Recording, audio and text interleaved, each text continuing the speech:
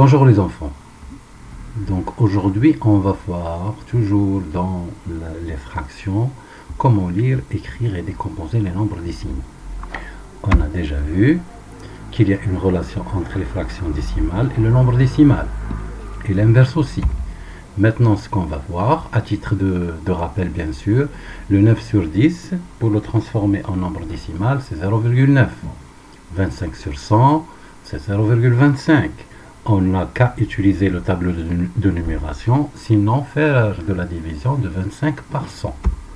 D'accord? Alors maintenant, comment on va lire un nombre décimal? Et qu'est-ce que c'est que d'abord un nombre décimal? Un nombre décimal, c'est une partie entière et une partie décimale, séparées par une virgule. Alors, dans le nombre 12,75, le 1, c'est le chiffre des dizaines. Le 2, c'est le chiffre des unités. Le 7, c'est le chiffre des dixièmes, 7 sur 10. Le 5, c'est le chiffre des centièmes, parce qu'il vient après les dixièmes dans le tableau de numération. Et parce que 1275 sur 100 donne 12,75. Encore, le 12, c'est le nombre des dixièmes. 127 est le nombre des dixièmes. Pourquoi? Parce que 127 sur 10, ça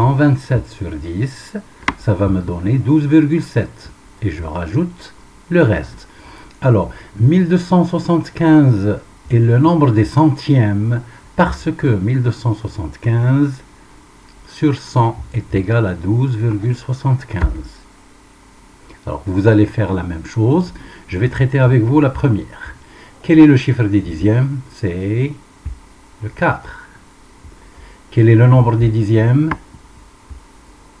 C'est 2354. Quel est le chiffre des unités? Quel est le nombre des dizaines? Je vais vous donner des nombres à traiter lorsqu'on va arriver les exercices d'application. Clair? Donc, on peut lire un nombre décimal de plusieurs manières. Dans le nombre 3,5, qui est dans le tableau de numération, on peut dire 3,5. On peut dire 3 unités et 5 dixièmes. La dernière manière, c'est qu'on peut dire 35 dixièmes. J'enlève la virgule, je lis 35 dixièmes parce que 35 sur 10, parce que 35 sur 10, ça va me donner 3,5.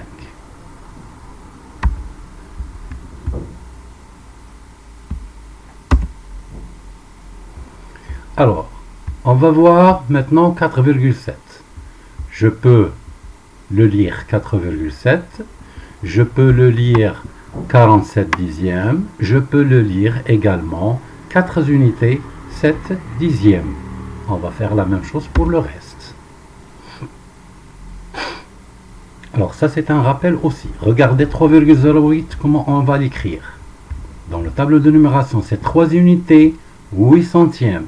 C'est 30 dixièmes, 8 centièmes. Clair?